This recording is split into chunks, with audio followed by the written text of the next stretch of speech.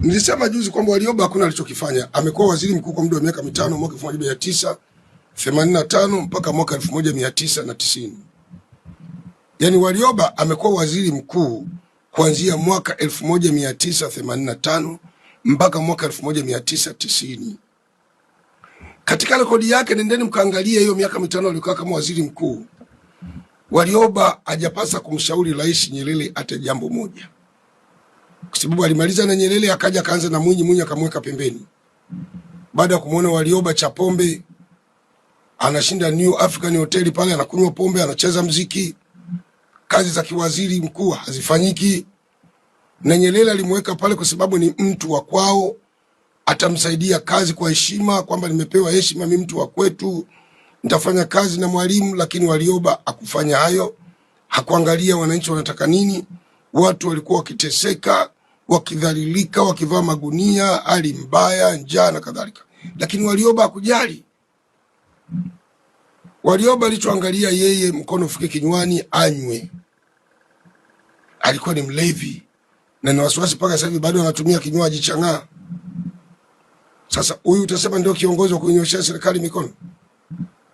Kwa kazi yake kubwa yote anayoifanya Mzee Sinde Joseph Warioba ni kuamsha fitina iliyolala, wala si mwanasiasa. Warioba hakuna alichokifanya. Hakuna alichokifanya zaidi ya kushinda anakunywa pombe.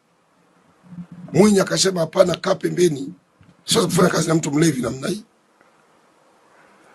Jambo jingine, ndugu zangu, msimuone Warioba ni mjinga hayo anayosema. Miongoni mwa watu waliokuwa wamepanga mikakati ya kuivuruga serikali, Warioba yumo. Ila watu wanamheshimu tu kwa sababu ni mtu mzima. Basi watu wanamheshimu, lakini kwa sababu anataka aelezwe na Watanzania wajue uongo huyu mzee, inabidi tuseme. Joseph Sinde Warioba yeye ndio alikuwa ameandaliwa, labda tukibieni siri. Warioba alikuwa ameandaliwa hizi vurugu zikisha kutokea, serikali waivuruge, alafu yeye awe rais wa mpito, labda tukubieni siri. Na ndio maana unaona hata ndugu zetu Chadema kile wakisema atafutwe rais wa mpito, atafutwe rais wa mpito. Rais wa mpito ina maana wampe Warioba. Akishakuwa rais wa mpito atengeneze katiba, na ndani ya katiba kuna viongozi hawapendi, anataka aweke kipengele waje wakamatwe, wafungwe.